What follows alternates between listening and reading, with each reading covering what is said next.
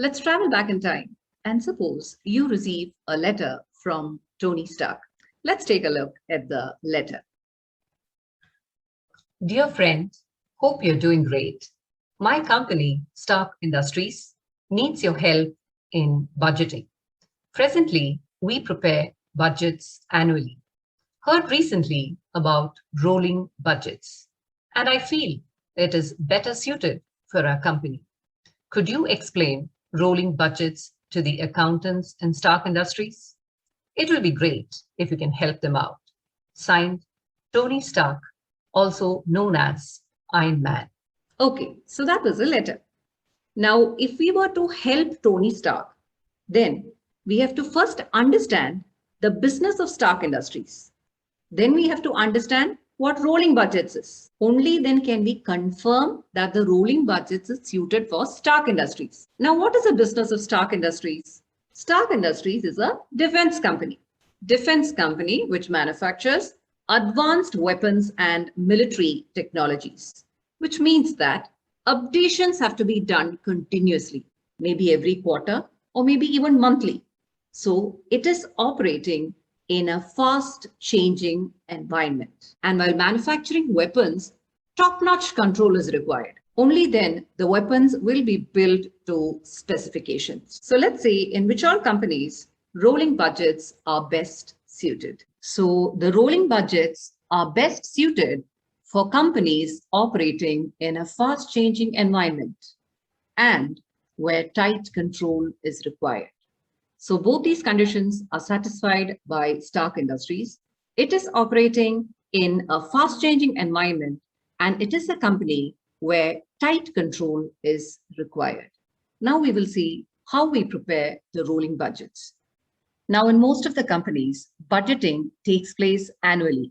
That is, if we were to budget for the year 2019, then the budgeting exercise will be completed by December 2018. That is, the budgets for the entire year, that is from January to December 2019, will be completed in December 2018. Now think for yourself. If a company is operating in a fast-changing environment, and if we were budgeting in December 2018 for the entire year of 2019, will it be accurate? After 3 months, maybe the situations will change altogether and the budgets will have no relation to the actual figures, which means that we will not be able to compare the budgets with the actuals and calculate variances. That is, the budgets will be just worthless. So for companies operating in a fast-changing environment, we could adopt the rolling budgets. Now, what exactly is rolling budgets? Now, in December 2018, we have a budget for the entire year of 2019. Now, as and when the first month is over, that is Jan 2019 is over, we again start the budgeting exercise and we add one more month to the budgets. That is 2020 January will also be added to the budgets. And we will revise the budgets from February 2019 to January 2020. Again, there is a period of 1 year. Whatever changes have taken place in the external environment will be modified in the new budget, which means that the budget will again be up to date. And once we come to the end of February 2019, that is February is also over, then we add one more month and we budget for February 2020. So the next budget period will extend from March 2019 to Feb 2020. That is, as and when each month expires, a new month is added to the budget period. And if necessary, we revise the figures based on the updated information so that the budget will always be up to date and latest. So what is the definition of rolling budgets? Rolling budget is a budget which is kept continuously up to date by adding another accounting period. It can be a month or a quarter when the earliest accounting period has expired. Now, what I just explained is each month you are doing a budgeting exercise. But if it is not so fast paced, maybe you could do the budgeting exercise every quarter also. That is also possible. And if necessary, budgets are revised to ensure that budgets remains relevant for the remainder of the accounting period. That is, it is never an outdated budget. Whenever we revise the budget every month or at the end of each quarter, then it is based on the new information. So always we will have an up-to-date budget in our hand. Now, in the case of Stark Industries, which is a defense company where modifications are done throughout the year, rolling budgets is best suited. Now, coming to the advantages of rolling budgets. Now, do you remember the infinity stones that Thanos used to wear? This is an easy method to remember the advantages of rolling budgets.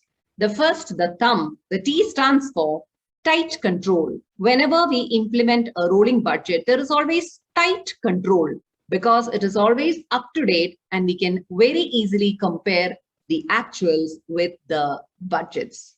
The second, that's the pointer. The P stands for precise. Precise or accurate. Rolling budgets are much more accurate than the budgets prepared at the end of every year because rolling budgets are continuously updated every month or every quarter. Now, moving to the third advantage, the middle finger M, months, 12 months into the future. So at the end of every quarter or at the end of every year, we have a budget which extends to 12 months into the future. It is not like the traditional budget. In traditional budget, what do? In traditional budget, if we prepare a budget in December, then it runs from Jan to December of the next year. So suppose we are in June of the next year. We do not have a full 12 months budget extending into the future. But in case of rolling budgets, we always have a 12 months budget extending into the future whenever a budget revision is done, either every month or at the end of each quarter.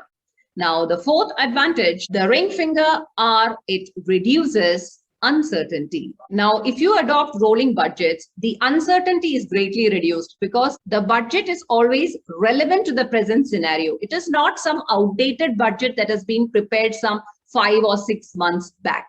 So it always reduces uncertainty whenever we have a rolling budget. And the last advantage, the little finger, L stands for latest. It is always latest and up to date. So whenever you want to recollect the advantages of the rolling budget, just think about your fingers. Now we go to the disadvantages of rolling budgets. The disadvantages can be grouped into 4. The first one, control issues. We have a sort of control issues because the numbers are always changing and it takes a lot of time. So every month there is a different number in the budgets and it creates a lot of confusion.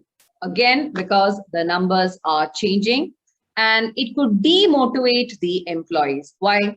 Again, because the numbers are changing, because they are running behind a particular budget and all of a sudden next month it seems that those are not the numbers that you're chasing. So it might demotivate the employees because when they feel that they will be able to achieve the target, it becomes an altogether different budget for the next month.